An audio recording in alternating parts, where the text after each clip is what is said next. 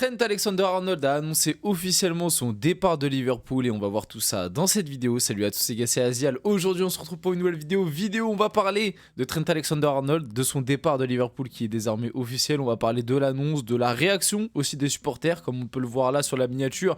Comme c'est bizarre, il n'y a pas que au PSG où les supporters sont énervés quand un joueur quitte le club libre pour rejoindre un autre gros club. C'est quand même étonnant. Moi on m'avait pourtant dit que c'était que les supporters du PSG qui étaient ingrats, qui ne connaissaient rien au football, etc., etc.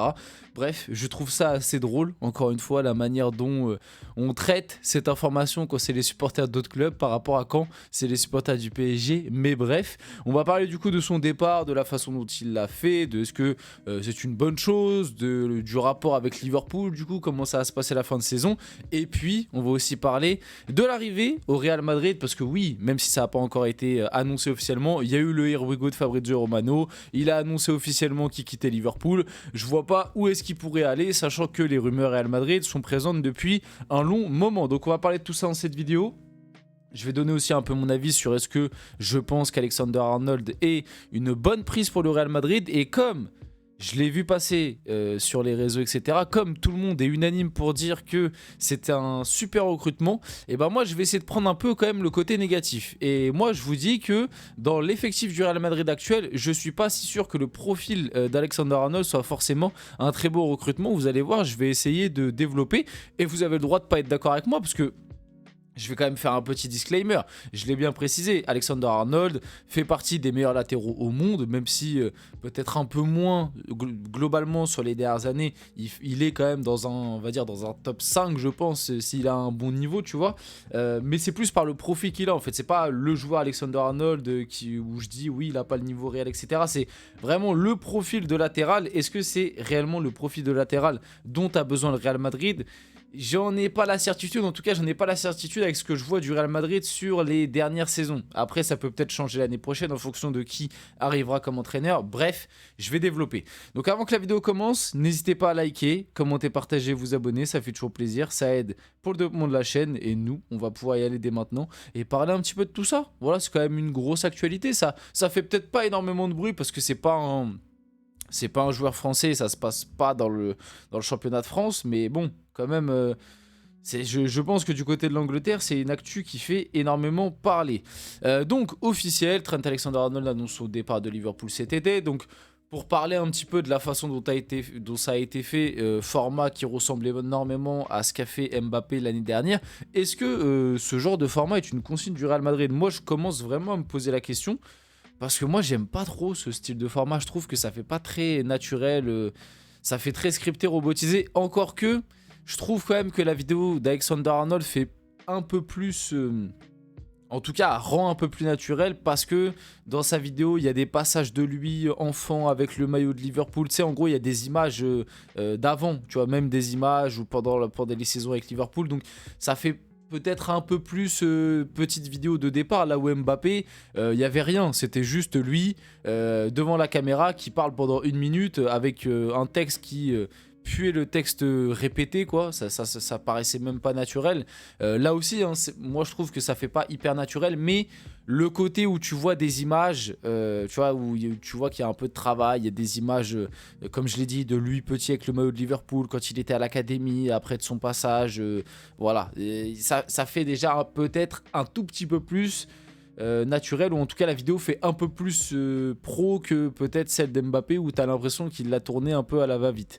Mais bon, je suis pas fan non plus de l'idée. Donc Trent Alexander-Arnold au Real Madrid, Here We Go. On a eu le Here We Go de Fabrizio Romano. Comme je vous l'ai dit un petit peu avant, j'essaye de prendre le contre-pied et je vous donne mon avis.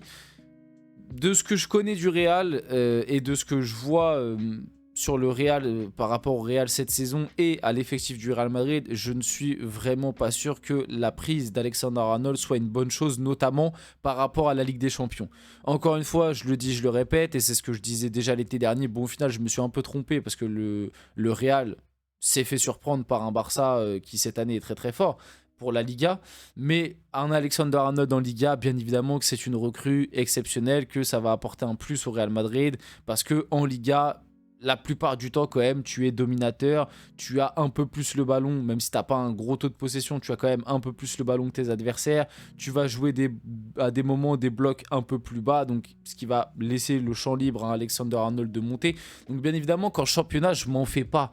En championnat, Alexander-Arnold, Bellingham, Mbappé, Vinicius, bon, Rodrigo, on sait pas trop. Bon, j'ai dit Vinicius, mais même Vinicius, on sait pas trop pour l'année prochaine. Mais bref, t'as compris, Arda Güler, les joueurs que vous voulez. En Liga, 90% du temps, ça fera le boulot, et surtout qu'un Alexander-Arnold peut peut-être te ramener un petit peu plus de qualité dans le jeu, à la création, sur les coups de pied arrêtés, par la passe, surtout que devant, tu as potentiellement des bons joueurs à envoyer, tu vois, Mbappé, Vinicius, que tu peux trouver dans la profondeur, même un Bellingham qui peut rentrer dans la surface, et toi tu peux lui adresser des centres. Donc en Liga, je m'en fais pas. Maintenant, faut prendre en compte le côté défensif, et moi je trouve que déjà cette année, on a un Real Madrid pardon, qui n'est absolument pas équilibré, et pour moi Alexander-Arnold n'est pas un joueur qui va te ramener de l'équilibre. Donc tu viens ramener un joueur qui déséquilibre une équipe dans une équipe qui est déjà déséquilibrée.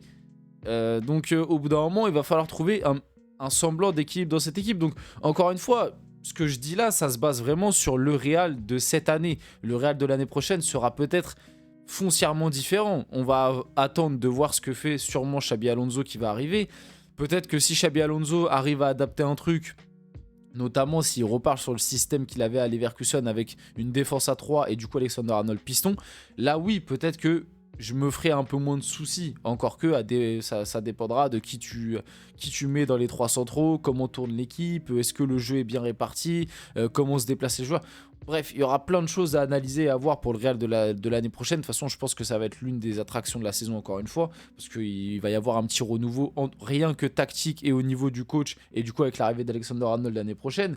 Mais si le Real reste dans la configuration de cette année, même si Xabi Alonso arrive, imaginons Xabi Alonso arrive, Florentino Pérez lui impose de jouer en 4-4-2 ou en 4-3-3 et de pas jouer avec une défense à 5 parce que t'as pas assez de centraux, et que Xabi Alonso il n'arrive pas à trouver la formule. Et ben moi je suis pas sûr que le recrutement d'Alexander-Arnold aurait été une bonne chose. Et encore une fois, Alexander-Arnold, est-ce que le Real Madrid l'a fait parce que c'est une opportunité, ou est-ce que le Real Madrid l'a fait parce qu'ils en avaient besoin? C'est ça aussi qu'il faut se poser la question. Est-ce que le profil d'Alexander-Arnold est vraiment un profil voulu par le Real, ou ils ont pris Alexander-Arnold parce qu'ils avaient besoin d'un latéral droit, que c'est un beau nom qui fait partie des meilleurs certes, et qu'il était gratuit? Moi, je pense plus que, encore une fois, un peu comme Mbappé, ça ressemble plus à une opportunité en termes de niveau, parce qu'il te fallait un latéral droit dans tous les cas, parce que Carvajal, tu sais pas à quel niveau il va revenir, et puis Lucas Vazquez, on l'a bien compris, c'est mort. Donc il te fallait un latéral droit. Mais j'ai quand même l'impression qu'Alexander-Arnold, ce soit plus une opportunité par rapport au nom et au côté marketing que ça peut ramener, plus qu'un réel choix par, on va dire, les qualités sportives. Et encore une fois, quand je dis ça, ça veut pas dire qu'Alexander-Arnold, il est nul. Ça veut juste dire il fait partie des meilleurs à son poste, comme il est dans la même trempe des Hakimi, des Koundé, etc., etc. Mais ça veut pas dire qu'au Real Madrid, ça va fonctionner, parce que je suis pas sûr que son profil soit vraiment ce qu'il faut au Real Madrid avec cet effectif-là. Le Real Madrid, il y a quelques années, où t'étais beaucoup plus en maîtrise au milieu de terrain. Devant, t'avais un Ronaldo, un Benzema qui était plus capable aussi de reprendre des centres. Là, je t'aurais dit tous les jours. Un Alexander-Arnold qui aurait déboulé sur son côté, qui aurait envoyé des centres, etc. pour CR7. Au milieu de terrain, t'avais beaucoup plus de maîtrise. T'avais une charnière aussi qui était bien meilleure. Et ça aurait fait la complémentarité avec un Marcelo qui lui aussi de son côté montait beaucoup. Mais le Real des dernières saisons, c'est un Real qui défend beaucoup plus qu'il n'attaque. C'est un Real qui est plus dans la contre-attaque que dans la maîtrise du jeu. Et pour moi, Alexander-Arnold est plus un joueur de maîtrise que de souffrance.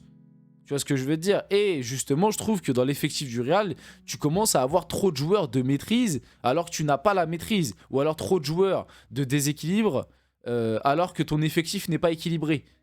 Bref, j'espère m'être fait comprendre, mais voilà. Donc par rapport à ça, oui, Mbappé va tellement se régaler avec les caviars d'Alexander-Arnold, ça, il n'y a pas de problème.